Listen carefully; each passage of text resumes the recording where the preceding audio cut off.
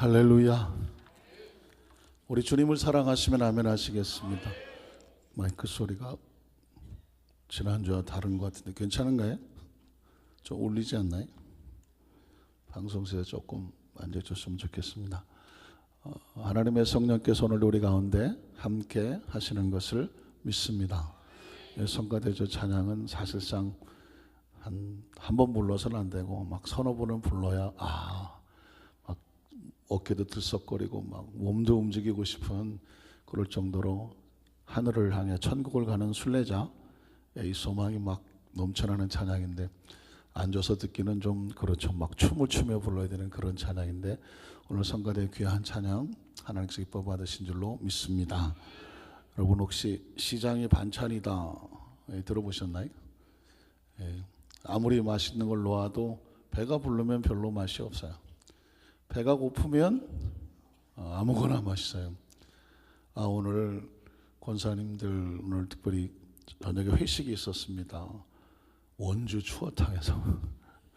추어탕에서 회식이 있어서 5시 반에 식당에서 만나기로 했습니다. 점심을 제가 얼마나 조금 먹고 기다렸던지 시간이 안 가는 거예요. 그래서 5시 반에 가서 원주 추어탕을 먹는데 얼마나 맛있게 제가 먹었던지 앞에 있던 총무 목사님이 추어탕을 그렇게 좋아하십니까? 뭐 순식간에 다 먹어 치웠으니까. 그래서 추어탕을 좋아하기도 하지만 또 우리 권사님들하고 같이 먹는 것도 맛있고, 사실 추어탕은 작년 이맘때 먹고 올해 처음 먹는 거거든요. 그럼에도 불구하고 준비하고 기다리고 배를 쫄쫄이 굶겼다가 먹었더니 엄청 맛있더만. 여러분 때로 고파야 돼요. 고파야 됩니다. 한번 따라 하실까요? 고파야 된다. 하나님이 고프신가요? 갑자기 표정들이 왜? 하나님이 고프신가요? 하나님 하시는가요?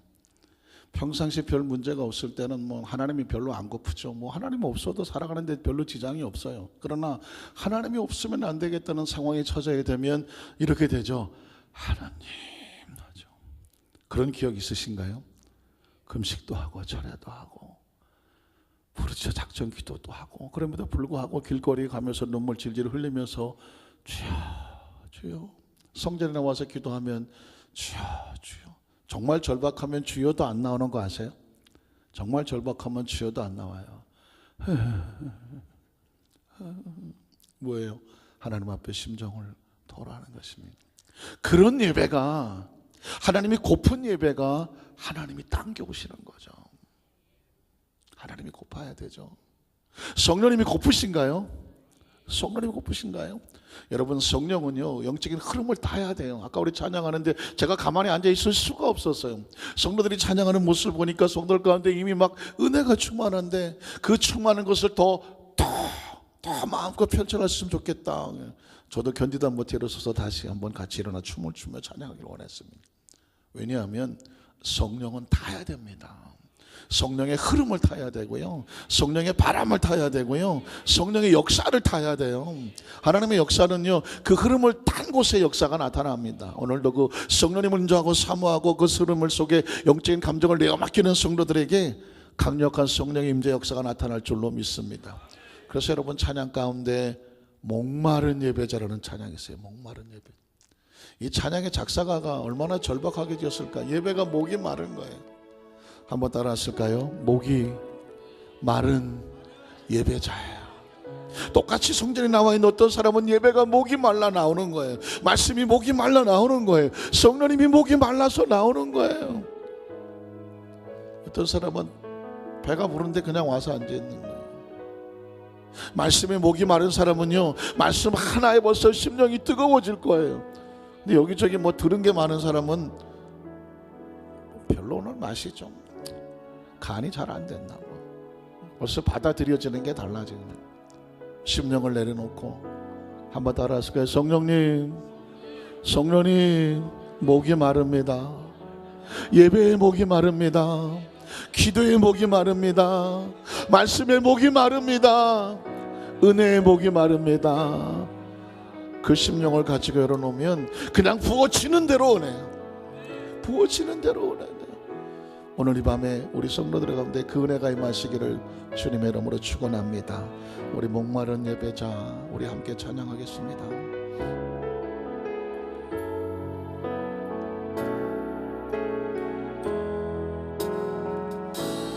뭐든지 내려놓고 가는 주 앞에 목마른 예배자 증서 듣기를 원하네. 주 얼굴 보기를 원하. 뭐든지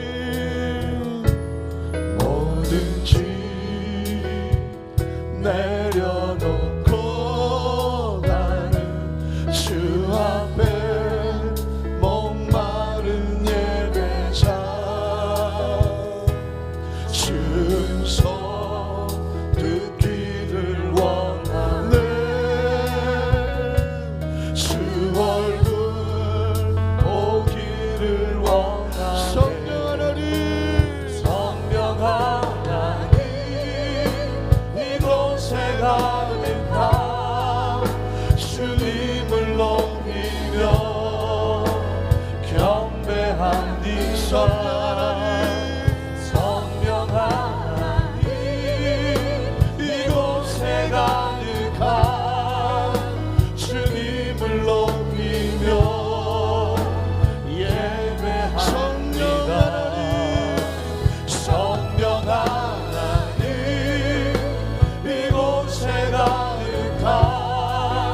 주님을 높이며 경배합니다.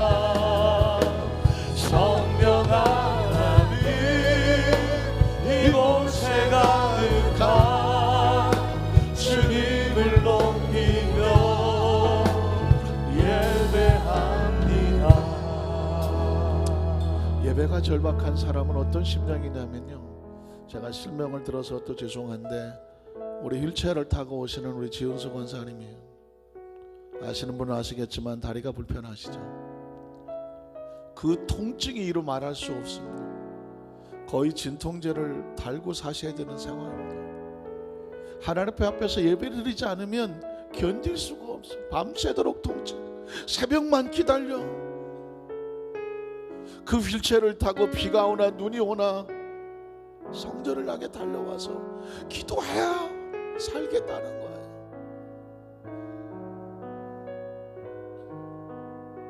여러분, 그런 절박함이 있나요? 내가 기도해야 성전 나와서 기도해야 산다라는 그것 때문에 밤이 새기를 기다리는 그런 절박함이 있나요? 여기 도착해서 비로소 이제 내가 살겠다 하나님 하고 그런 심정으로 예배가 드려지나요? 두 다리가 멀쩡하고 불편하지 않아도 그런 절박함을 못 느낀다면 그 예배가 진정할 수가 있겠습니까? 주일날 평택에서 예배를 사모해 오시는 분이 있어요. 평택으로 이사를 갔지만 가보니 예배가 드려지지가 않아요. 일주일 내내 주일만 기다려. 평택에서 연세도 많으신 분이 버스를 4번이나 갈아타고 이 예배 성전으로 달려온단 말입니다.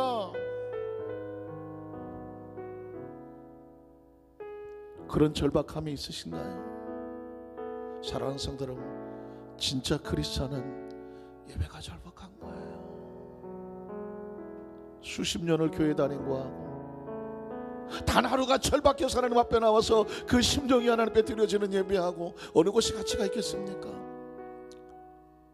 수십 년 동안 절박했다면 앞으로 남은 천국 가는 그날도 하나님 예배가 절박하게 해주세요. 우리의 심령에 은혜를 주세요.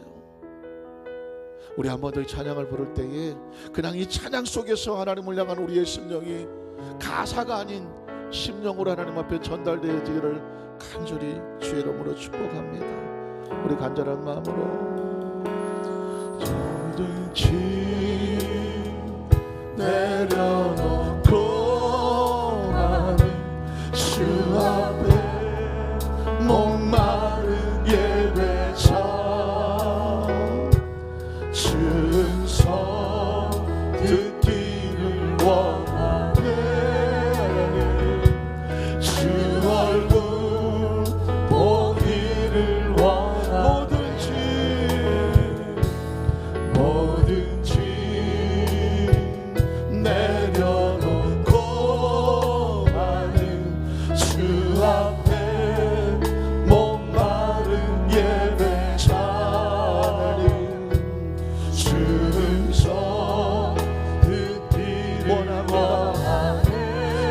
얼굴 보기 원합니다. 주 얼굴 보기 우리도 손을 들고 성령 하나님, 성령 하나님 이곳에 가득한 주님을 높이며 경배합니다.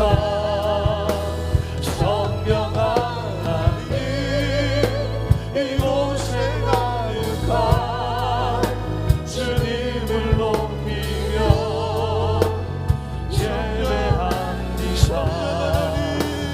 성령 하나님 이곳에 가득한 주님을 높이며 경배합니다. 성령 하나님 이곳에 가득한 주님을 높이며 예배합니다. 두 손을 가슴에 그 잠시 묵상으로 기도하겠습니다. 사랑하는 성도 여러분, 알곡과 죽정이는 뭐가 다릅니까? 겉모습은 똑같습니다. 무엇이 다른가요? 그 안에 절박함이 있는 사람과 그 안에 전혀 절박함이 없는 사람, 그 차이가 아닐까요? 하나님이 절박한 사람은 날마다 하나님을 가득 채우고 살아갑니다. 하나님이 있어도 없어져 온 사람은 그 마음속에 하나님에 대한 절박함이 없습니다. 하나님, 오늘 하나님의 성령께서 우리 가운데 임재하여 주셔서 우리의 신앙의 성공과 실패는 하나님은 절박함에 달려 있습니다. 이 시간 절박한 심정으로 하나님 말씀에 귀를 기울이고 그 말씀 붙잡고 기도할 수 있도록 우리에게 그 은혜를 더하여 주시옵소서. 한 1분 동안만 우리 주여 삼차고 통성하며 기도합니다. 주여, 주여, 주여.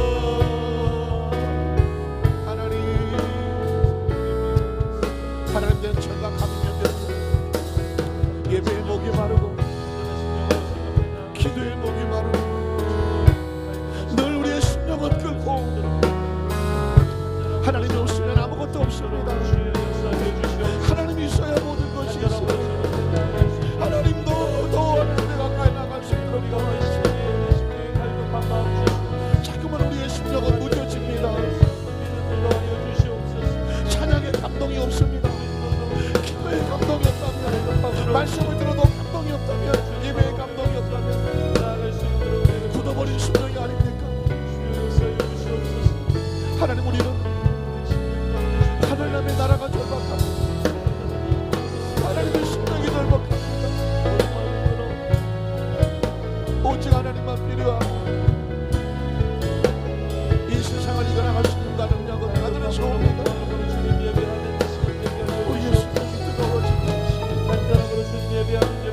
어린아이같이 우리의 심령이 뜨거워지며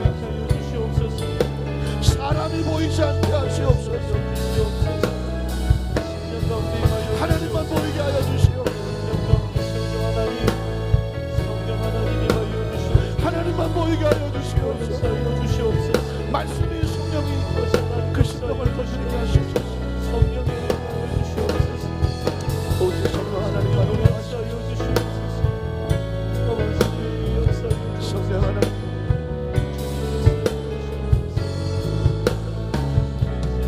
성령 하나님, 성령 하나님 이곳에 가득한 주님을 높이며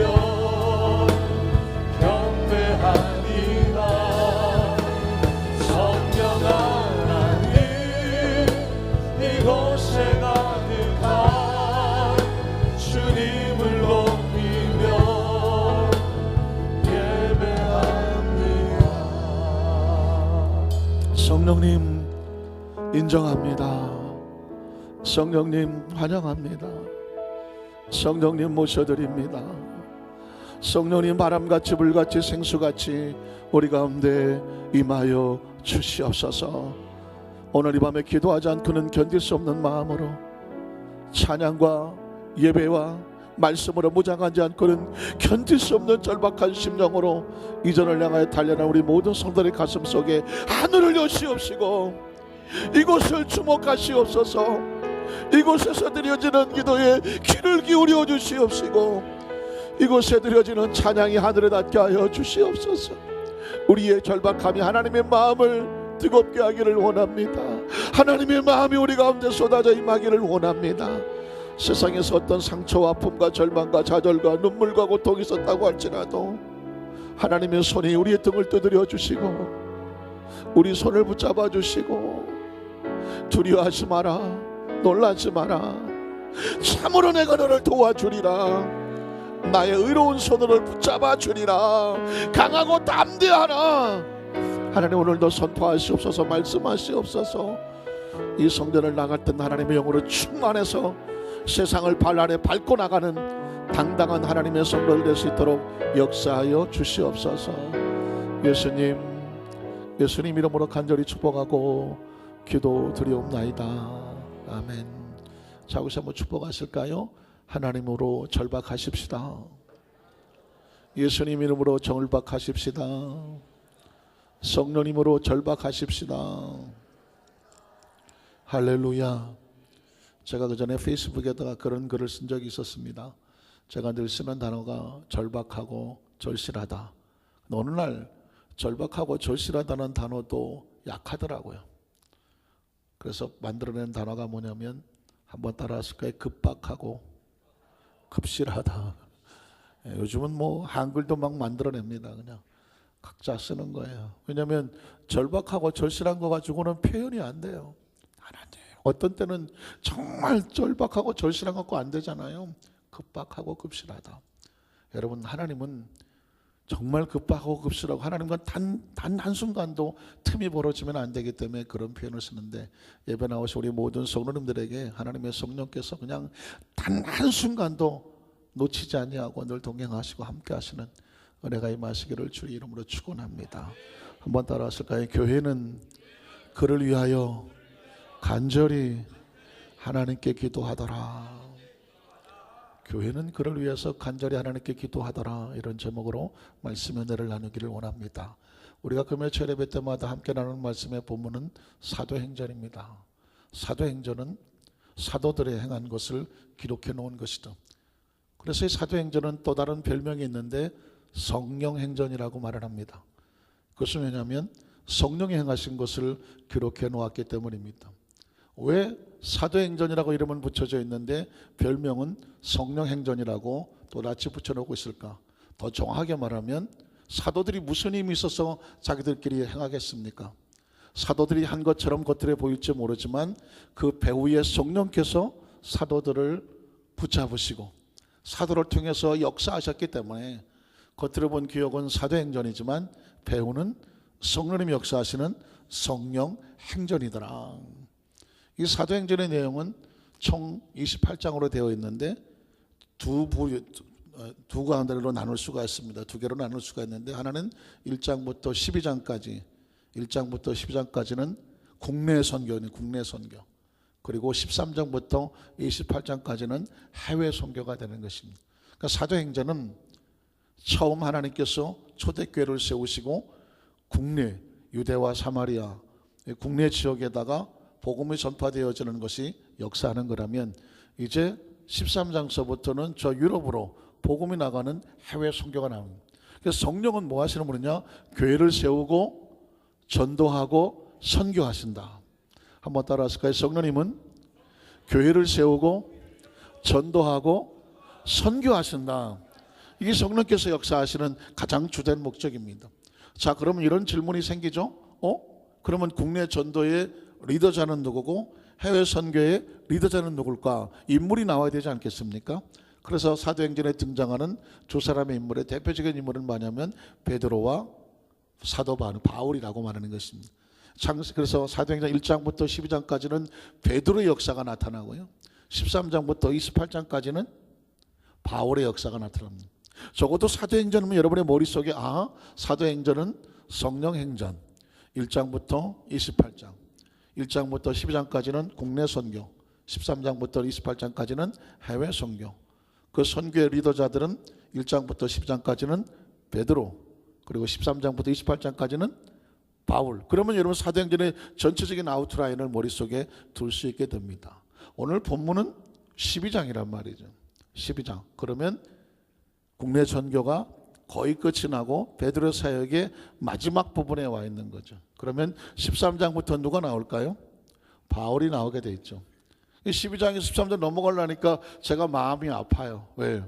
베드로라고 하는 인물이 잘 조명이 되지 않았기 때문에. 그런데 오늘 본문에 보면은 베드로에 대한 사역의 마무리된 부분이 나온단 말이죠. 자, 그러면 하나님께서 사도행전 1장부터 12장 사이에 베드로를 통해서 하신 것을 한번 살펴보고 그 결과 본문에 벌어지는 상황 속에서 교회는 무엇을 했는지 함께 살펴보고 은혜 나누기를 원합니다. 우린 첫 번째로 우리가 알고 있는 베드로, 그 베드로를 통해서 하나님께서 뭘 하셨을까? 첫 번째는 뭐냐면요, 하나님께서 베드로를 통해서 뭐 하게 하셨냐면 이 초대교회의 영적인 리더자로 기도를 이끌게, 기도 모임을 이끌게 하셨다는 거죠. 사도행전 1장 12절로 14절을 한번 볼까요? 제자들이 감난원이라고 하는 산으로, 자, 이해가 가실까요? 감남산에서 예수님은 뭐 하셨죠? 승천하셨습니다. 승천하셨습니다. 그때 500명의 제자들이 바라보았고 그 중에 120명의 사람들이 그 약속을 믿고 와서 자, 기도하러 모이라는 것입니다. 제자들이 감난원이라는 산으로부터 예루살렘에 돌아오니, 왜 예루살렘 왜 돌아왔죠? 승천하시면서 예수님께서 뭐라고 말씀하셨죠? 너희는 예루살렘을 떠나지 말고 위로부터 능력으로 힘이 부어질 때까지 이 성에 머물라라고 말했습니다. 그러니까 승천하신 예수님의 명령을 받고 120명이 500명이 왔지만 120명이 예루살렘 손으로 몰려오기를 시작하는 것입니다. 돌아와서 뭘 했을까요? 이 산은 예루살렘에서 가까워 안식일에 가기 알맞은 길이다. 자, 들어가 그들이 요하는 다락방으로 올라가니 제일 먼저 나오는 사람이 누구예요? 베드로 그랬습니다. 베드로. 물론 이제 요한도 계속 나오죠. 그러나 제일 먼저 등장하는 사람의 이름이 베드로, 요한, 야고보, 안드레와 빌립, 예수님의 제자들이죠. 도마와 바돌로메, 마테아 및 알페오의 아들 야고보, 셀로린 시몬, 야고보의 아들 유다가 다 거기 있었다. 여자들과 예수의 어머니 마리아와 예수의 아우들과 더불어 마음을 같이하여 오로지 뭐 하더라? 기도에 없었습니다. 자, 성령의 역사가 나타나기 전에 교회가 아니죠. 아직은 그냥 공동체죠. 예수님 말씀과 명령을 받은 공동체들이 예수님 명령에 따라서 모이면 뭐해라? 기도했습니다. 성령께서 임하시기를 오로지 기도했는데 그 기도 모임의 리더자가 누구였냐면 베드로였었다는 것을 볼 수가 있습니다. 자, 15절로 16절에 가면 모인 무리의 수가 120명 되더라. 아까 제가 말씀드렸죠. 120명이 자, 예루살렘으로 돌아왔습니다. 그때에 베드로가라고 말했죠. 베드로가 그 형제 가운데 일어섰다고 말하고 있습니다. 어떤 공동체가 있으면 누군가는 리더자가 있어야 되지 않겠습니까? 이 영적인 리더자에 성령이 베드로를 주목하고 있는 걸 볼 수 있습니다. 그 베드로가 얼마 전까지만 예수를 부인하고 배반하고 도망쳤던 사람인데 요한복음 21장에 보니까 예수님 찾아가서 그를 회복을 시켜주셨죠. 내 양을 먹이고 내 양을 치고 내 양을 먹이라고 회복을 시켜주셨습니다. 사명은 회복이 됐지만 아직 능력이 임하지 않았죠. 그 능력을 받기까지 그 모인 무리의 영적인 리더들을 세운 사람이 누구였더라? 베드로였습니다. 베드로가 형제들 가운데 일어서서 이르되 형제들아, 성령이 다윗의 입을 통하여 예수 잡는 자들의 길잡이가 된 가룟, 이 유다는 가룟 유다죠. 가룟 유다를 가리켜서 미리 말씀하신 성령이 응하였으니 마땅하도다. 그는 그 갈 길을 갔다는 것이죠. 그래서 어떻게 하냐면 그 사람 대신에 누구를 채우느냐면 마띠아라고 하는 제자를 채워 넣습니다. 그것을 주도했던 사람이 누굴까요? 베드로였었다는 것입니다. 자, 그리고 그들은 기도한 대로 사도행전 2장 1절로 4절에 보면 성령을 받습니다. 그 120명이 오순절날임의 이름에 그들이 다 같이 한 곳에 모였더니 호린 하늘로부터 급하고 간 바람 같은 소리가 있어 그들이 앉은 온 집에 가득하며 마치 불의처럼 갈라지는 것들이 그들에게 모여 각 사람이 하나씩 임하여 있더니 그들이 다 성령의 충만함을 받고 성령이 말해 가심을 따라 다른 언어들로 말하기를 어떻게 하더라? 시작하더라. 무엇이 탄생했습니까? 교회가 탄생하는 것입니다. 아까 말씀드렸죠. 성령은 뭐 하신다? 교회를 세우신다고 말했죠. 사람들에게 성령을 채워주시고 그들이 모여서 뭘 세운다?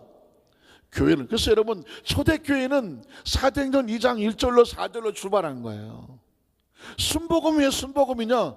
다른 장로교도 있고 감리교도 있고 침례교도 있고 구세군도 있는데 왜 우리는 순복음이라고 말을 하는가? 순복음 성도는 펜티코스탈이라는 말씀입니다. 펜티코스탈은 뭐냐면 오순절이라는 것입니다.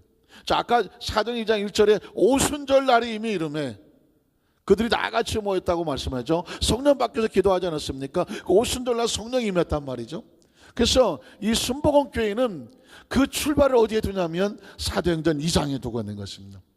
그래서 우리는 성령을 기대하고 성령을 사모하고 성령의 세례를 받기를 원하고 성령의 충만을 원하시는 것입니다.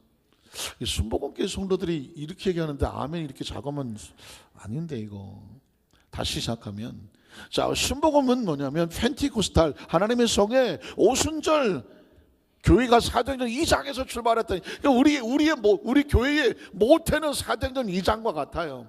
여기서 기다리다 성령 받은 성도들이 교회를 세우는 거예요. 그래서 우리는 교회는 누가 세운다? 성령님이 세우신다. 일꾼은 누가 세운다? 성령님이 세우신다. 능력은 누가 주신다? 성령님이 주신다. 믿으십니까? 그래서 이 초대교회는 성령의 교회를 세웠고, 그리고 그 교회는 갑자기 세워진 것이 아니라 베드로가 이끌던 영적인 그 공동체가 예수님의 말씀에 따라서 매일같이 모여서 기도에 힘쓰는 가운데 성령이 약속하신 대로 임하여 주신 줄로 믿습니다.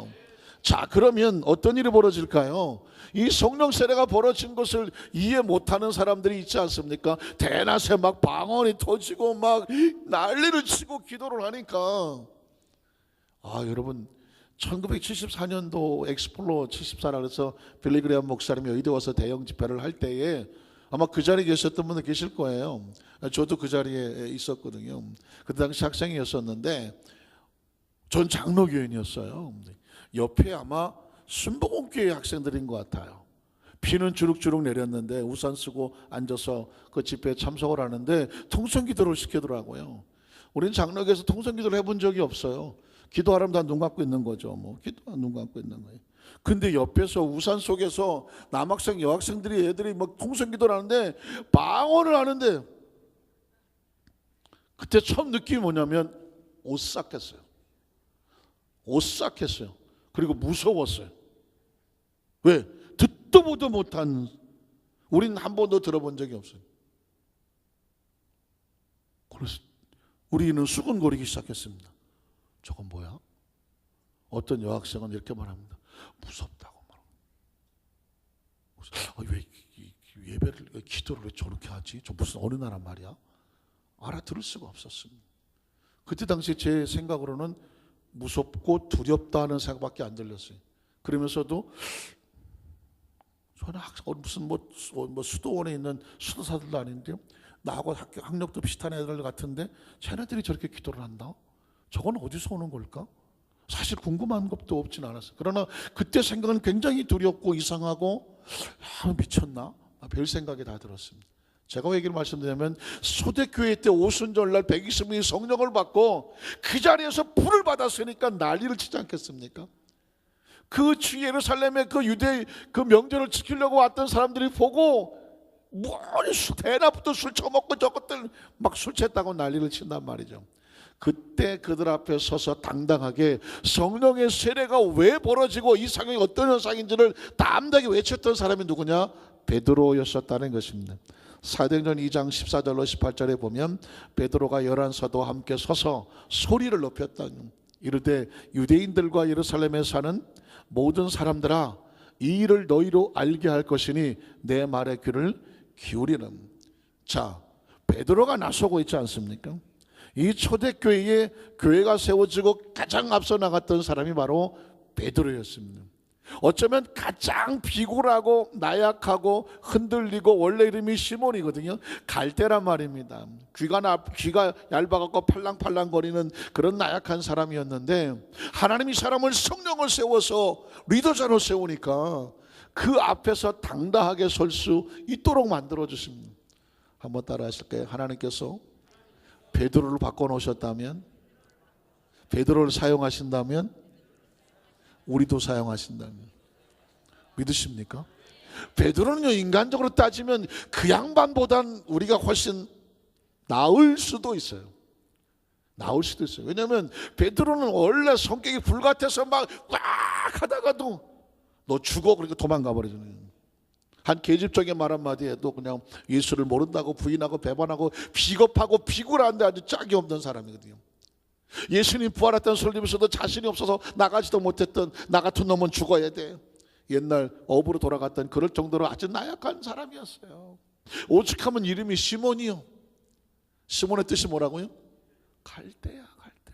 이리 철렁 저리 철렁 저리 철렁 갈대야. 근데 그 갈대 같은 사람을 세워서 무엇을 되게 하신다? 반석이 되게 하시는. 내 이름은 베드로, 페트로스라고 말하는. 하나님께서 저와 여러분을 붙들어서도 베드로처럼 반석되게 하실 줄로 믿습니다. 그 베드로가 서서 외치는 거예요. 내 말에 귀를 기울이라는 것입니다. 베드로 지가 무슨 자격이 있어서, 무슨 말주변이 있어서, 무슨 학식이 있어서 말한다는 것입니까? 그러나 여러분, 그를 붙잡고 사용하시는 누구다? 성령이죠. 성령께서 내 말에 귀를 기울이라. 때가 제3신이 자 6을 더하면 얼마예요? 6을 더하면 얼마예요? 9시죠. 아침 9시예요. 아침 9시부터 너희 생각같이 이 사람들이 술 처먹고 있는 것처럼 보이느냐? 아니다. 이는 곧 선자 요엘을 통해서 말씀하신 것인 일로쓰되 하나님 말씀하시기를 말세에 내가 내 영을 모든 육체에게 부어주리니 너희 자녀들은 예언할 것이고 너희 젊은이들은 환상을 보고 너희 늙은이들은 꿈을 꿀 것이다. 그때 내가 내 영을 내 남종과 여종들에게 부어주니 그들이 예언하게 될 것이다. 구약 성경의 말씀을 근거로 해서 그들에게 담대게 외치는 것이 바로 초대교회를 세운, 초대교회 리더자로 세워지는 베드로의 모습이라는 것입니다. 자, 뿐만 아니라 사도행 2장 22절 24절에 보면 베드로가 첫 번째 설교를 하는 것입니다. 자, 사도행전은 베드로의 세 번의 설교가 나와요. 세 번의 설교가 나오는데 그 첫 번째 설교가 뭐냐면 이스라엘 사람들아 이 말을 들으라. 너희도 아는 바와 같이 하나님께서 나사렛 예수로 큰 권능과 기사와 표적을 너희 가운데서 베푸사 너희 앞에서 그를 증언하셨느니라. 그가 하나님께서 정하신 뜻과 미리 아신 대로 십자가에 내어준 바 되었거늘 너희가 법 없는 자들의 손을 벌려 못 박아 죽였다. 그러나 하나님께서 그를 사망의 고통에서 풀어 살리셨으니 이는 그가 사망에 매여 있을 수 없었습니다. 예수가 죽었으나 누가 살리셨다? 하나님이 살리셨다. 초대교회의 설교는, 초대교회의 메시지는 예수가 그리스도다라는 것이었어요. 그는 부활하셨다는 것입니다. 그래서 여러분 부활의 증인되라고 성령을 부어주시는 것이죠. 자, 사도행전에 베드로의 첫 번째 설교가 나오죠. 자, 두 번째 보면 사도행 2장 37절로 42절에 보면 자, 초대교회의 공동체가 생기죠. 공동체입니다. 그들이 이 말을 듣고 마음에 찔려 베드로와 다른 서들에게 불러 이르되 형제들아 우리가 어찌할꼬 하거늘 베드로가 이르되 너희가 회개하여 각각 예수 그리스도의 이름으로 침례를 받고 죄사함을 받으라. 그리하면 성령의 선물을 받으리니 이 약속은 너희와 너희 자녀와 모든 먼데 사람 곧 주 우리 하나님이 얼마든지 부르시는 자들에게 하신 것이라 하고 또 여러 말로 확증하며 권하 이르되 너희가 이 패역한 세대에서 구원을 받으라. 자, 이 베드로의 첫 번째 설교였어요. 그랬더니 결과가 어떻게 됩니까? 그 다음 절에 그 말을 받은 사람들은 침례를 받으며 이날의 신도의 수가 3,000이나 더하더라. 그들이 사도의 가르침을 받아 서로 교제하고 떡을 떼며 오로지 기도하기를 힘쓰더라. 초대교회가 이렇게 출발한 것입니다. 성령 받고 베드로의 첫 설교와 함께 초대교회가 이렇게 출발을 했습니다. 그래서 여러분 베드로를 가톨릭에서는 어떻게 말합니까? 제1대 교황이라고 말하고 있습니다. 1대 교황. 여러분 잘 보십시오. 그래서 가톨릭과 개신교의 차이는 뭐냐면 가톨릭은 하나님이 교황 위에다가 베드로 위에다가 교회를 세웠다고 생각해요. 내가 네 위에 교회를 세우리니 이렇게 말했거든요. 그래서 가톨릭은 교황 위에다가 교회를 세웠다고 하면서 베드로가 1대 교황, 지금까지 쭉 내려온 교황. 그래서 교황 위에 교황이 곧 교회예요. 그래서 교황이 하는 말은 때로 성경보다 더 권위가 있습니다. 캐톨릭은 그래서 교황의 말 한마디에 전 세계 캐톨릭이 움직여집니다. 여러분 그래서 교황을 적그리스도라는 말이 나오는 것입니다. 개신교는 베드로 위에 교회를 세웠다고 하는 것이 아니라 베드로의 신앙 고백에 의해서 세운 거예요. 신앙 고백. 주는 그리스도시요 살아계신 하나님의 아들입니다. 이 고백 위에 누구든지 이 신앙의 고백하는 사람들이 하나님의 교회가 되고 하나님의 백성이 되어지고 하나님의 자녀가 되어지는 것이거든요. 믿으십니까? 그래서 베드로가 위에 교회를 세운 것이 아니라 베드로의 신앙 고백 위에 교회를 세운 것입니다.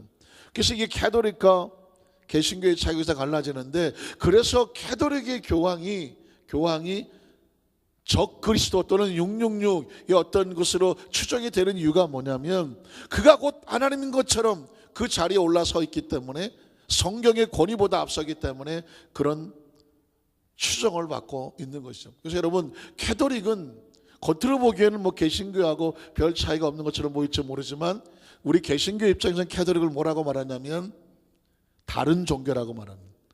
이단도 아닌 그냥 불교나 뭐 이슬람교 같은 그냥 다 종교예요. 다 종교. 성경을 읽고 있으며 그들이 찬양을 하기도 하고 뭐 교회라고 말하고 뭐 미사를 드리고 하지만 캐톨릭은 기독교의 관점에서 볼 때는 이단도 아닌 그냥 다 종교.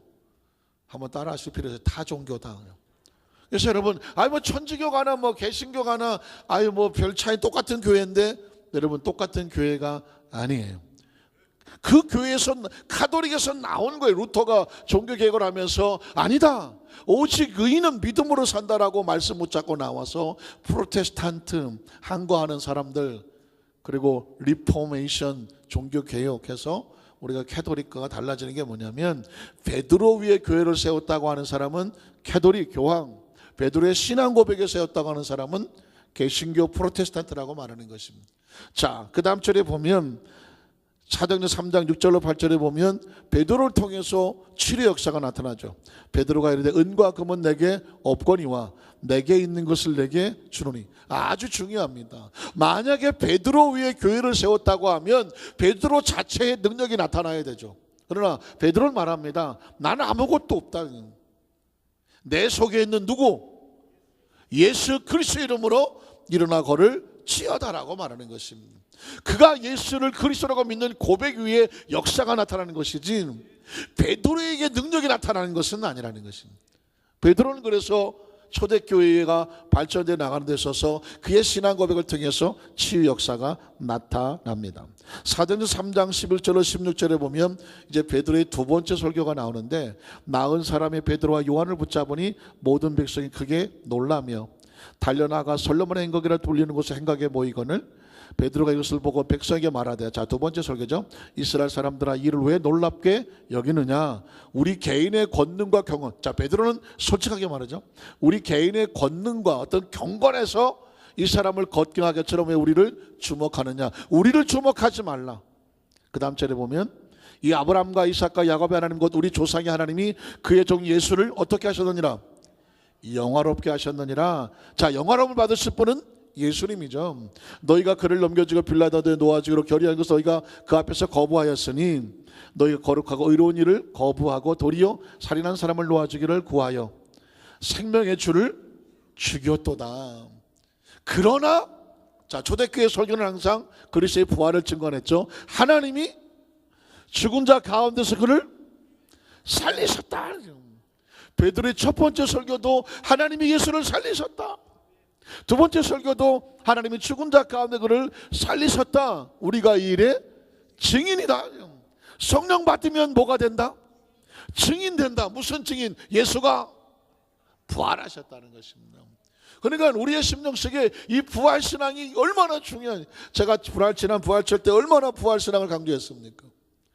부활에 대한 정확한 인식이 있으면 죽어도 산다, 살면 영원히 산다. 이 부활신앙이 있으면 이 세상에 삶을 살아가면서 이 뭐 여러 가지 문제를 만나도 까딱은 안 하죠. 왜? 죽어도 사는데 뭐 이 정도는 아무것도 아니다. 할렐루야. 자, 그러면 세 번째 설교는 사도행전 4장 4절로 12절에 보면 말씀을 들은 사람들 중에 믿는 자가 많으니 남자의 수가 약 5천이나 되었더라. 이튿날 관리들과 장로들과 서기관들이 예루살렘에 모였는데 대제사장 안나스와 가야바와 요한과 알렉산더 및 대제사장의 문중이 다 참여한 자리죠. 자, 사도들 가운데 세고 묻되 너희가 무슨 권세와 누구의 이름으로 일을 행하였느냐? 이에 또 누가 등장해요? 베드로가 무엇이 충만하여? 성령이 충만하여 이르되, 세 번째 설교인 거죠. 이 백성의 관리들과 장로들아, 그래요. 만일 병자에게 행한 착한 일에 대해서 이 사람이 어떻게 구원을 받냐고 오늘 우리에게 질문한다면 너희와 모든 이스라엘 백성들은 알아라. 너희가 십자가에 못 박고 하나님이 죽은 자 가운데서 살리신 베드로는 입만 열면 부활의 주님을 증언했어요. 부활의 주님이 더 확신이 있는 사람은 질병 앞에서 절망하지 않죠. 문제 앞에 절망하지. 감옥에 쳐놓으면 절망하겠습니까? 절망하지 않아요. 성령 받고 부활신앙으로 무장을 하면 이 세상은 아무것도 아니구나. 지금 우리를 두렵게 하려고 하는 것은 아무것도 아니구나. 강하고 담대해지게 되고, 그 당시 최고의 권위들 앞에서도 베드로는 어부잖아요. 뭐 배운 게 있어요. 뭐 그 사람이 무슨 말주변이 뭐 뛰어나요? 무슨 뭐 학식이 많이 뛰어납니까? 그렇지 않아요. 그럼에도 불구하고 당당하게 성령이 충만해서 외칠 수 있는 거예요. 하나님이 너희가 십자가에 못 박혀 죽은 주를 살리셨도다. 우리가 이 일의 증인이다. 예수님이 산 걸 봤는데 무엇을 두려워하겠느냐. 이게 지금 초대교회의 신앙의 아주 핵심 포인트입니다. 성령 받고 부활을 증언하고 증인되는 거예요. 그 증인으로 사명이 따라 어떤 사람은 국내 선교, 어떤 사람은 해외 선교. 언제까지? 주님 오실 때까지, 아니면 우리가 주 앞에 가는 날까지. 어디까지? 땅끝까지 가는 거예요. 그게 이 땅의 삶을 사는 그리스도인들의 삶의 목적과 목표인 줄로 믿습니다. 사도행전 4장 13절로 14절에 보면 드디어 그래서 베드로가 초대교회의 리더자로서 당당하게 끌고 갑니다. 그들이 베드로와 요한이 담대하게 말함을 보고, 그들은 본래 학문이 없습니다. 발음을 잘해야 되겠는데 학문이 없는 범인으로 알았던. 범인은 또 뭐야? 범인, 죄를 범한 범인이 아니라 이게 한글로 써놓으면 애매해요. 한문으로 써놔야 되는데, 범인은 뭐냐? 지극히 평범한 사람. 학문이 없는 지극히 평범한 사람으로 알았는데, 이 사람들이 말하는 게 보통 학식이 아니고, 보통 논리가 아니고, 보통 말씀이 아닌 거예요. 이상 여기며 또 전에 예수와 함께 있던 줄도 알고, 또 병 나은 사람이 그들과 함께 서서 있는 것을 보고 뭐 할 말이 없어요? 비난할 말이 없더라. 이야기는 뭐냐면, 더 이상 이제 베드로는 사람들에게 저게 뭐야, 지가 뭐 잘났다고, 아이고, 사람들에게 어떤 평가의 대상이 아니에요. 그에게 나타나는 강력한 성령의 역사, 그 말씀의 강력한 확신, 그리고 그 메시지에 섬겨져 있는 그 놀라운 은혜와 능력, 이걸 초대교회 모든 사람들이 인정을 하고, 드디어 이 베드로는 초대교회의 가장 최고의 영적인 리더자로 당당하게 하나님 앞에 쓰임을 받은 것입니다. 그래서 베드로의 별명은 비겁한 사람도 아니고 예수를 부인한 사람도 아니고, 이 사람은 이제 초대교회의 가장 최고의 리더자가 됐습니다. 자, 여러분에게 도전을 합니다. 여러분은 어디에 최고의 별명을 가지고 있습니까? 나는 뭐 하는데 최고다. 한번 따라 하실까요? 나는 뭐 하는데 최고다. 그 뭐 하는 게 뭐예요? 뭐 하는데 최고? 여러분 뭘 잘하십니까? 베드로는 초대교회에 예수의 부활을 증거하는 증인으로서 당당하게 그 교회를 이끌어 나가는데 최고였어요. 저와 여러분도 하나님께서 원하는 것이 있지 않겠습니까? 야, 너도 좀 그 분야에 대해서는 좀 최고가 되라. 뭐가 최고? 여러분 뭐가 최고예요? 뭐 하는데? 예배. 여러분 예배에 목숨 걸면 반드시 신앙에 성공하고, 신앙에 성공하면 인생에 성공합니다. 그러니까 예배에 목숨을 거세요. 진짜 예배의 목숨. 왜냐하면 예배의 목숨을 건다는 얘기는 뭐냐? 하나님의 말씀을 늘 듣게 되잖아요. 늘 듣게 되죠. 싫으나 좋으나 예배 나오면 기도하게 되죠. 찬양하게 되죠. 말씀을 듣게 되죠. 하나님 앞에 시간을 드리게 되죠. 그리고 어차피 이 시간에 딴 데 가서 앉을 시간보다 예배에 와서 앉으시면요, 하나님에 집중하게 되죠. 인생을 넓게 보게 되면 그 하나님 앞에 다른 사람보다 더 집중하고 가고 있는 거예요. 그 목표를 잃어버리지는 않아요. 여러분 뭐에 또 일찍이 되기를 원합니까? 괜히 했다가 또 그거 안 되면 어떡하나 하고 애매한 표정인 것 같은데, 여러분 전도 1등도 되시고 기도 대장도 좀 되시고, 그 유치부학 저 찬양 가운데 지금 내가 다 잊어버렸지만 그런 게 있어요. 전도 대장 될래요, 뭐 그런 거 있었어요. 기도 대장 되려고 애들이 막 대장 된다 그래서 무슨 찬송했더니 전도 대장, 기도 대장, 막 봉사 대장 한다 그래요. 여러분 어떤 모습이든지 여러분이 그런 마음에 소원 한번 가져보세요. 하나님, 내가 이 분야에 있어서만큼은 우리 교회에서 최고가 되게 해주십시오. 무슨 뭐 뛰어난 최고가 아니라 남이 따라올 수 없을 만큼 이것만큼은 내가 최선을 다함. 여러분 아마 들어보름직한 예화 하나가 있어요. 어느 교회 안에서 이 성구들끼리 싸움이 붙었어. 성구들끼리 이 성구, 이 성전에 쓰는 기구들 싸움이 붙었어. 누가 제일 잘났냐? 가장 먼저 나서는 건 마이크야. 야, 내가 없어봐라 들리나? 사람들이 마이크가 뭐 제일 중요한 것처럼 떠드는 거죠. 그랬더니 강대상이 있다가 웃기시네. 강대상에 올려 있으니까 네가 마이크가 작성하는 거지. 강대상 없어봐. 예배가 되나? 또 그러니까 또 강대상이 제일 중요한 것 같아. 그러니까 말하자, 그래봤자 장의자가 최고다. 장의자 없어봐라 성도들이 어떻게 안 나오는. 그러고 보니까 또 장의자가 돼요. 좀 있으니까 피아노가 떴다. 피아노 없으면 찬양이 되냐? 피아노가 또 막 자기가 잘났다고 막 얘기를 하는 거예요. 뭐 밴드가 나오고 키보드가 나오고 조명이 또 내가 또 불안드라 말에 예배 어떻게 드리냐면 뭐 문짝이 나서 자기가 최고라고 말하고 막 음향기가 나오고 마이크가 막 그러는 거예요. 그 소리를 듣고 있던 그 천장에 박혀있던 조그만 못 하나가 슬피 울었어. 왜? 내세울 게 없어. 마이크도 아니요, 피아노도 아니고 뭐 강대상도 아니고 어디 처박혀 있는지 보이지도 않아. 천장에 널빤지를 꽂고 있는 못이야. 그래서 어느 비바람이 못 갇히고 천둥이 치던 날 그 못들이 너무 서러워서 울었어. 우리 나무짝에 쓸모가 없구나. 울었어. 그래갖고는 그 눈물에 녹이 슬어갖고는 천장에서 못들이 다 떨어져 내려갔어. 녹이 슬어갖고 못이 다 빠져나가니까 비바람에 천재 널빤지가 다 날아가. 지붕이 통째로 날아갔어. 지붕이 통째로 날아가니까 비가 막 쏟아져서 천장에 난리가 나니까 강대상도 날아가고 저 장의자도 날아가고 마이크는 먹통이고 피아노는 물에 다 젖고 아무짝에 쓸모가 없어. 그때 이 성전 안에 있던 기구들이 다 같이 모여서 땅을 치면서 말했다는 게 제일 중요한 게 누구였어요? 지붕을 덮어주고 그 널빤지를 잡아줄 수 있는 못들이었어. 작은 못들. 아무도 봐주지 않는, 평상시는 어디 가서 처박혔는지 보이지도 않는, 화려하지도 않는, 그렇다고 막 갑이 나가는 것도 아닌.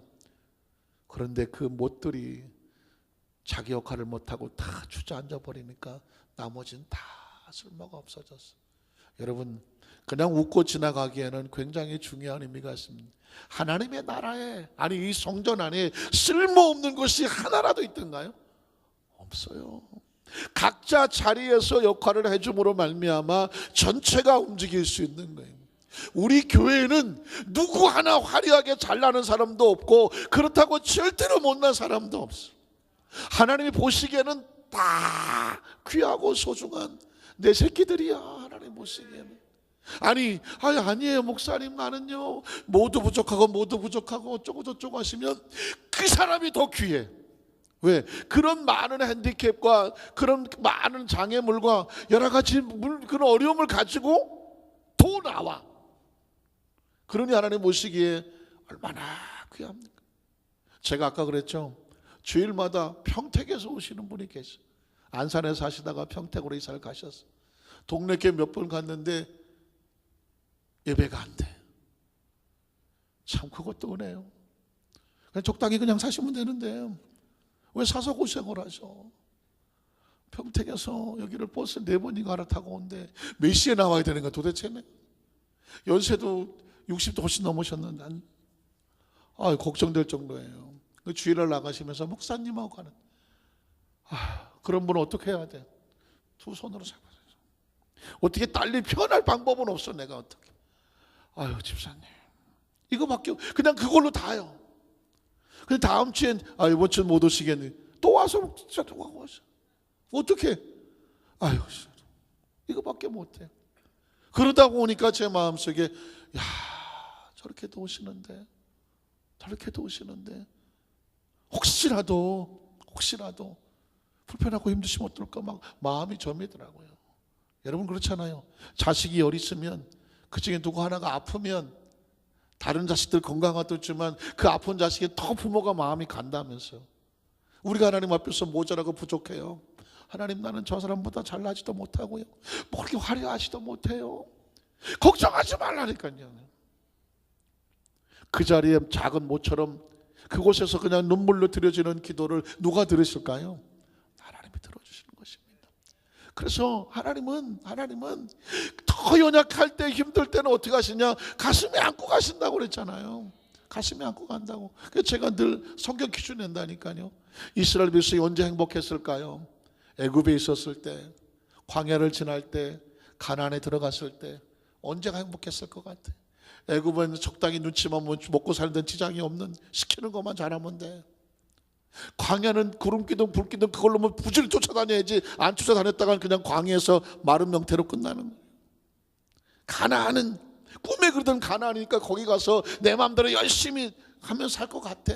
우리는 가나안에 들어가기를 원해. 그러나 안타깝게도 하나님과 가장 가까운 곳은 어디냐? 광야였어요. 광야였어요. 왜냐하면 가나안에 갖다 놨더니 부족한 게 없어. 그러다 보니까 이스라엘 백성이 무슨 짓을 하냐면, 이제까지는 야훼가 우리를 인도했으나, 그동안은 전쟁하느라고 전쟁의 신 야훼가 필요했으나, 이제 가나안에 와보니까 농사를 짓네. 이제는 전쟁의 신이 필요한 것이 아니라 바알 신이 필요하다. 농사의 신이 필요하다. 사랑하는 성도들, 사람이 이래. 배고프고 막 힘들 때는 주야하고 다니다가, 주야하고 다니다가, 이게 좀 먹고 살만하니까는 돈이 있어야 된다고 막 사람이 편해요. 그래서 제가 사업장 예배를 가면 꼭 하는 얘기가 하나 있어요. 주여, 이 집이 돈 때문에 뭔가 변할 것 같으면 그냥 망하게 하여 주시옵소서. 웬만하면 사업장 예배 저 초청하지 마세요. 저는 아주 바로 그 얘기할 때, 왜냐하면 제가 그 전에 교구장 할 때 한 성도님이 너무 힘들었어. 남편도 속색이고 자식도 늘 사고치고 성도들이 막 탄원수 써서 주고 막 그 힘들고 어려운, 지지리도 어려웠는데 정말 열심히 구역장을 해갖고 홍제국민학교에서 김밥집을 하나 차렸어요. 그 집에 가서 얼마나 눈물로 기도하겠어요. 하나님, 겨우 살아보려고 몸부림치는 집사람이 가정이 하나님 복을 내려달라고. 그런데 홍제 초등 앞에 그 김밥집이 하나밖에 없었네. 얼마나 장사가 잘 되는지. 갑자기 막 얼굴이 피기 시작하더라고. 막 머리에 힘을 주고 막 가방도 이상한 거 들고 막 옷도 쫙 빼고 오시고. 거기까지는 좋은데 2부 예배에 안 보이네. 3부도 안 보이네. 5부도 안 보이네. 저녁 7부에 나타나네. 왜 그러냐 했더니, 목사님 너무 바빠요. 바쁘구나. 저 주일은 꼭 성수하셔야 돼요. 그러면요. 어느 날부터 한 3달 지났더니 주일날도 안 보이네. 주일날도 안 보여. 그래서 찾아갔지. 또 집사님 뭐 주일날 무슨 있었어 했더니, 목사님 주일날 애들이 운동장 와서 공을 차고 막 노는데 주일날 매상이 따버리라네. 주일날 매상이 따버리네.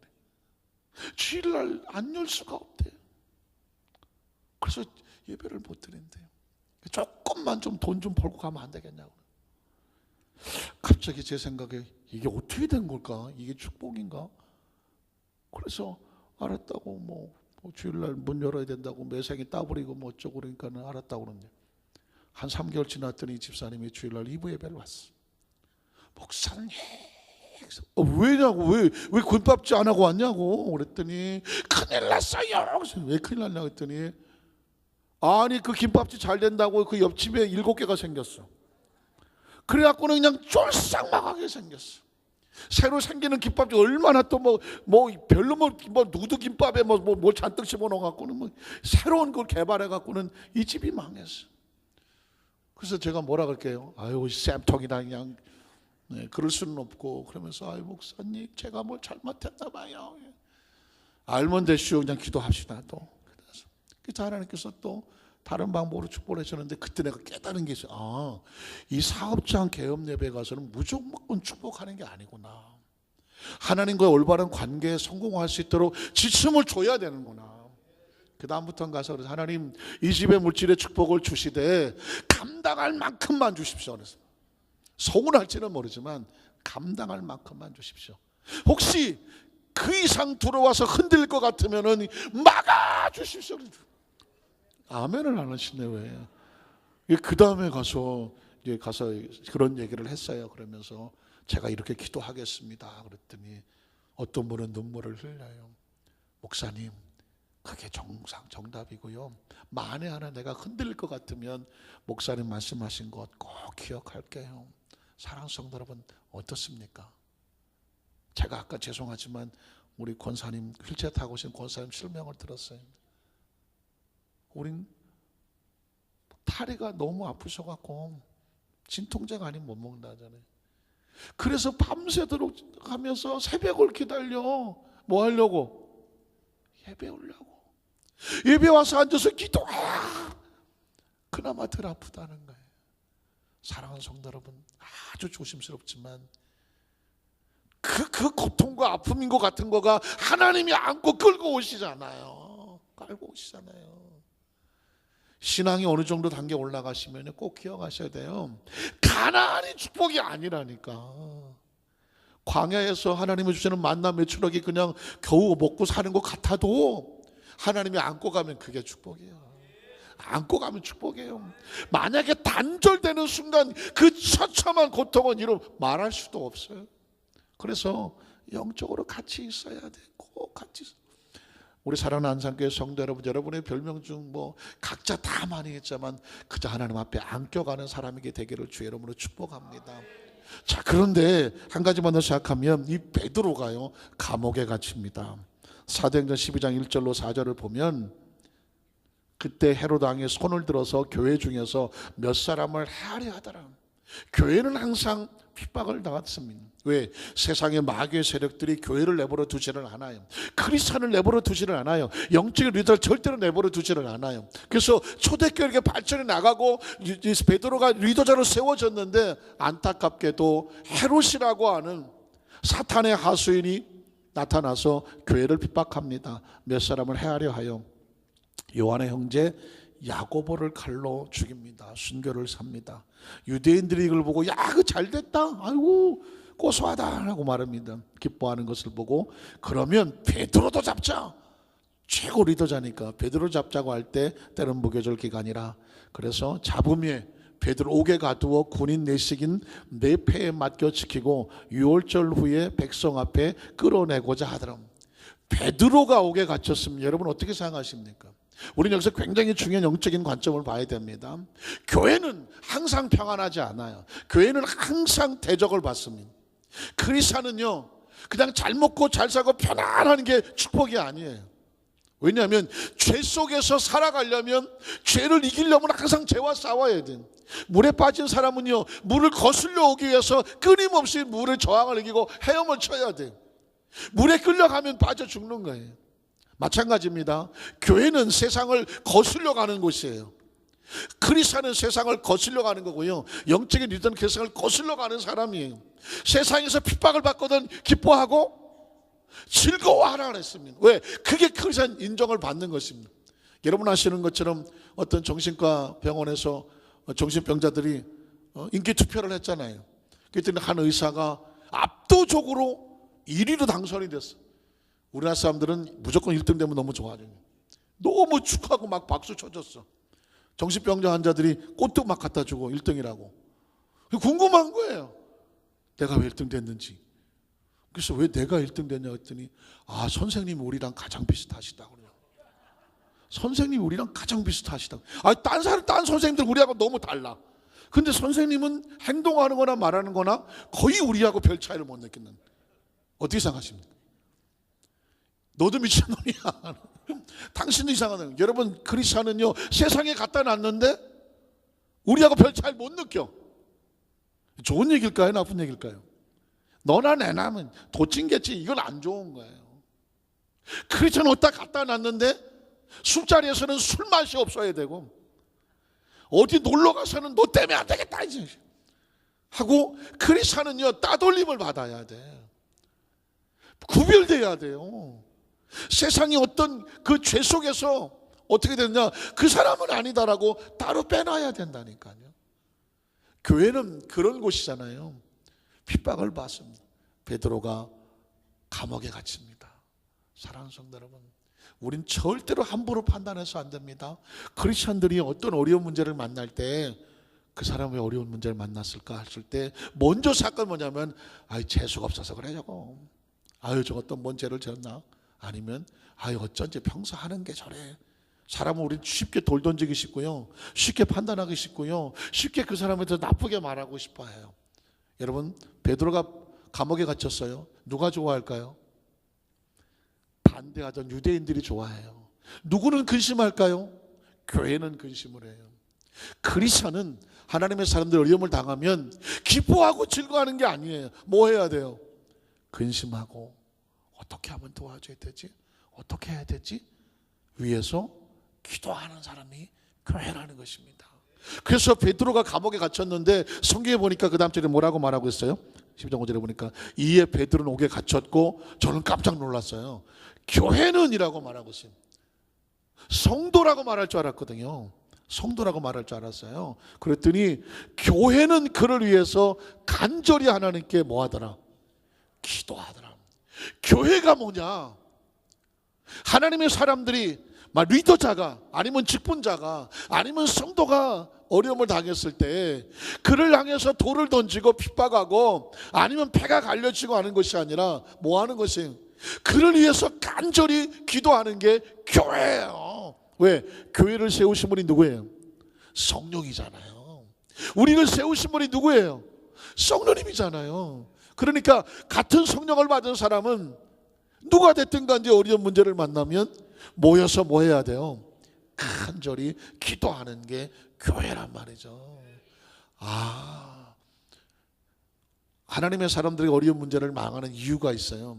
베드로가 옥에 갇힌 이유가 있습니다. 베드로가 뭘 잘못해서 옥에 갇히는 것이 아니라 교회가 뭐 하도록? 기도하도록입니다. 우리 여의도 순무안산교회도 항상 평안하지는 않아요. 이렇게 저렇게 문제가 많이 오잖아요. 교회 기도 제목이 생기잖아요. 그랬을 때 우리가 이렇다 저렇다 하고 싶은 얘기가 많잖아요. 그러나 여러분 기억하십시오. 교회는 뭐 하는 거다? 기도하는 거예요.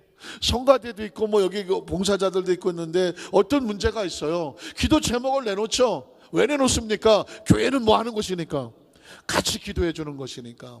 구역에서, 지역에서, 교구에서, 우리 교회에서 교회 가서 간절히 기도해 주는 거예요.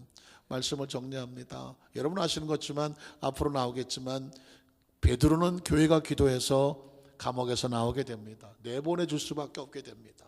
그러나 베드로 옥에 갇혔던 헤롯은 어떻게 죽었을까요? 헤롯은 어떻게 죽었을까요? 기억하시나요? 뭘 먹고? 충이 먹어 죽었다는 말 혹시 기억하시나요? 충? 벌레가 먹어서 죽었다는 거예요. 병들어서 그가 몸을 움직이지 못하고 구더기, 사람이 죽어서 막 시체되면 썩으면 뭐가 나와요? 구더기가 나오잖아요. 헤롯 왕은 그렇게 죽었다고 이제 앞으로 나올 거예요. 죽게 됩니다. 헤롯이 감히 어디 교회를 부딪힙니까? 베드로 옥에 갇히고 백성들의 인기를 얻는 것처럼 좋을 것 같았지만 그는 교회의 배후에 누가 있고? 성령님이 계시고 하나님이 계신데 헤롯은 하나님과 1대1로 덤볐다가 벌레 먹어 죽게 되고 베드로는 하나님의 교회가 성도들이 같이 기도하여 그는 살아나게 됩니다.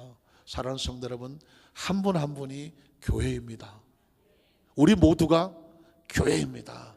그래서 어떤 우리 교회들 가운데 문제가 생기면 우리는 교회는 일어나서 간절히 기도하더라. 우리 모든 안산교회 성도들에게 이 교회의 사명과 축복이 함께 임하시기를 주의 이름으로 축원합니다.